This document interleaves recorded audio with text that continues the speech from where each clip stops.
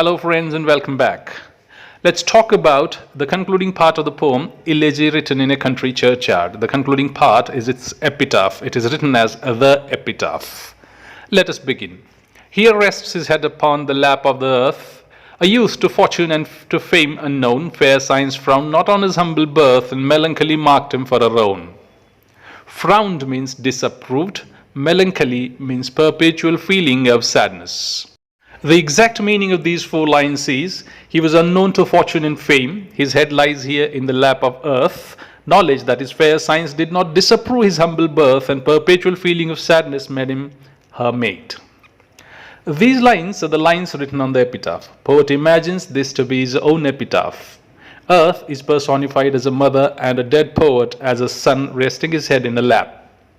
He was humble by birth but was not unknown to the world. He knew things because he was a poet. However, he was not joyful but little sorrowful. Fair signs can be interpreted as the personification of knowledge. It did not shut its doors to the speaker.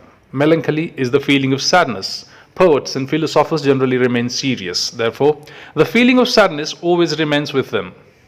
The speaker is a poet. Therefore, he imagines that his epitaph would have the line, melancholy marked him for a roan. See the next stanza of the epitaph. Large was his bounty and his soul sincere. Heaven did a recompense as largely send. He gave to misery all he had, a tear he gained from heaven. It was all he wished, a friend. Bounty is great kindness or generosity. Recompense is to pay back. Try to understand the meaning. His generosity, bounty, was large and his soul was sincere. Therefore, heaven sent him a large compensation. He shed tears for the misery of others, and in return he got a friend like him. His wish was only to have a friend like him. Poet's imagined epitaph says that poet's bounty was large and soul was sincere. Therefore, heaven paid him back something large as well. He was sad for the misery of others, and therefore he was gifted with a friend. It was the only thing he wished to have. Therefore, justice has been done to the poet. He got what he wished. And the last stanza of the poem now. No father seek his merits to disclose or draw his frailties from their dread abode. There they like in trembling hope repose, the bosom of his father and his God. See the meanings. Father is very much or more, discloses to open or to tell. Frailties means weaknesses, abode means dwelling place, repose is sleep, and bosom is chest or breast. Try to understand the meaning now. Don't try to disclose his good qualities anymore, or don't try to find his weaknesses from their dreadful dwelling place.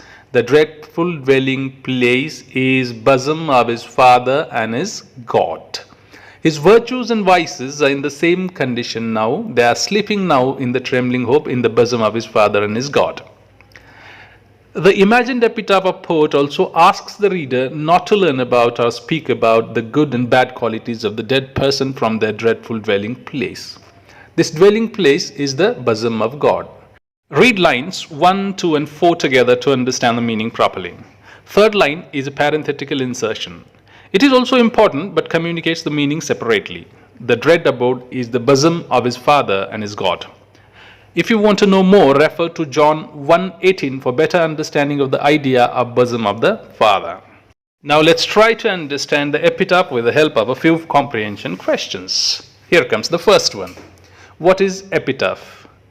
Epitaph are the words written on a stone where a person is buried. Number 2.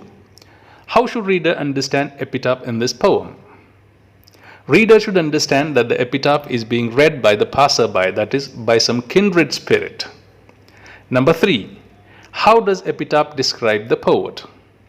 The epitaph describes the poet as a person with large bounty, sincere soul, unknown to fortune and fame.